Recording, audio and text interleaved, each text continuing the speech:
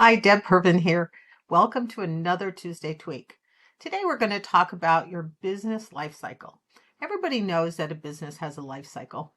And this was completely a surprise to me when I saw an article in the Harvard Business Review about the life cycle because they found some new ideas, which surprised me.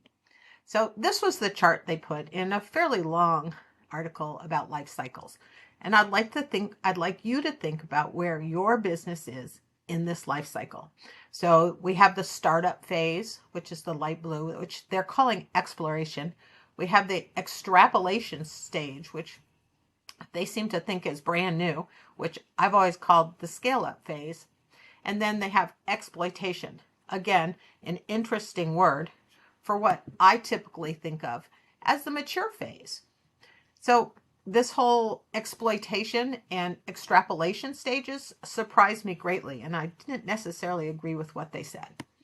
What I know is that this stage, that huge growth stage where you have very high growth, is the trickiest part of growing a business.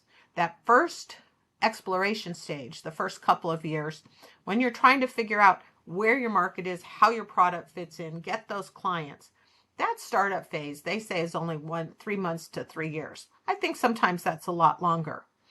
But the part that happens that I see a lot in my Bomba clients when they come to my program is they never get that steep curve. They don't do the scale up phase. And so they just continue in the same kinds of phases, the same startup phase. And they never really make that leap to growing and scaling. Now, why is that so tricky?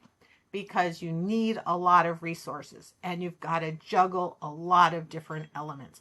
You're going to be juggling the number of people. You're going to have to hire. You're going to have to promote some of your internal people into management type positions.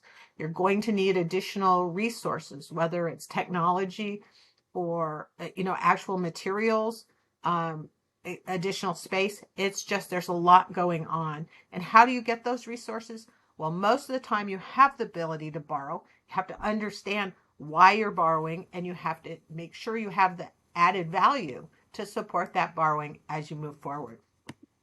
The second thing that really is required is you need very good organizational structure. You need to know that you have the capacity to grow and that you have the systems and the people in place so that they can take on additional work, which means that you're probably paying for capacity that's not being used. And that goes back to your need for resources. And finally, you just have to know that this kind of growth is going to create havoc. Now, why is that important? Well, if you're a business owner on that flat line and you've got a successful business and you go to sell, you're going to be picked off by venture capitalists and private equity companies, and you're going to make $2 or $3 million. Okay, your multiple is going to be 2 or 3. But if you've hit that steep curve and you've scaled up and you're turning over to a private equity group, a company that has management in place, has capacity, has proven they can scale their business model, now you're going to be talking about a 5 or 7 times, and you're going to be looking at 10 or $15 million in sales.